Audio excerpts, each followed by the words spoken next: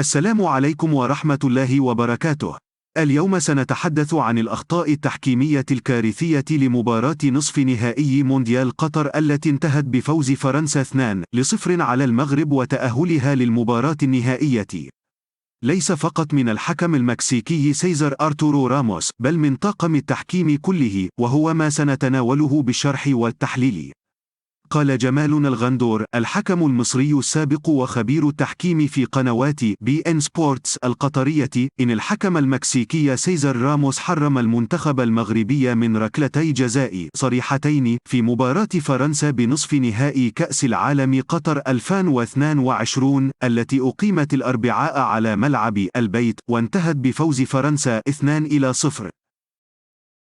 سنتوقف عند الحالة الأهم والأبرز والمؤثرة في مباراة المغرب وفرنسا عند الدقيقة 27، حيث لم يحتسب الحكم القريب المكسيكي سيزار راموس ركلة جزاء لصالح المنتخب المغربي عندما قام ثيو هرنانديز بالقفز للاعب الكرة، حيث لامس الكرة بمشط قدمه اليسرى، لكنه تابع قافزا باتجاه سفيان بوفال الذي كان ثابتا، فقام باستخدام ركبته اليمنى على أعلى ساق اليمنى لسفيان وأوقعه أرضا.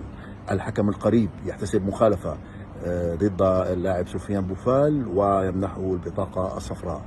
قرار خاطئ 100%. يضاف إلى ذلك بأن الفار من قبل الحكم الكندي لم يتدخل أيضا للإشارة لوجود مخالفة، وبالتالي أعطاء فرصة للحكم لتغيير قراره بعد المشاهدة، لكن ذلك لم يحصل. قرار خاطئ ومؤثر في نتيجة المباراة وفي مجرياتها. وأكد الغندور أن الحكم المكسيكي أخطأ خطأين مؤثرين بشدة في نتيجة المواجهة، بالتغاضي عن احتساب ركلتي جزاء للمنتخب المغربي خلال الشوط الأول من عمر المباراة. وقال الغندور إن سفيان بوفال استحق ركلة جزاء في اللقطة التي تعرض فيها للعرقلة داخل منطقة الجزاء من طرف المدافع الفرنسي تيو هرنانديز، بعكس ما قرره الحكم باحتساب خطأ لهرنانديز مع إشهار بطاقة صفراء في وجه بوفال.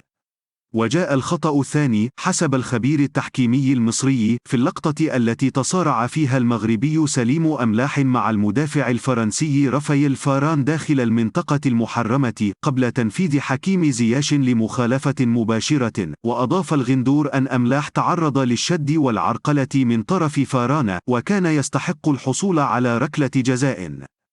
وبخسارته ضد فرنسا، سيلعب المنتخب المغربي مباراة تحديد المركزين الثالث والرابع يوم السبت المقبل على ملعب خليفة الدولي ضد المنتخب الكرواتي، في حين سيواجه المنتخب الفرنسي نظيره الأرجنتيني يوم الأحد المقبل في المباراة النهائية المقررة على ملعب لوسيل.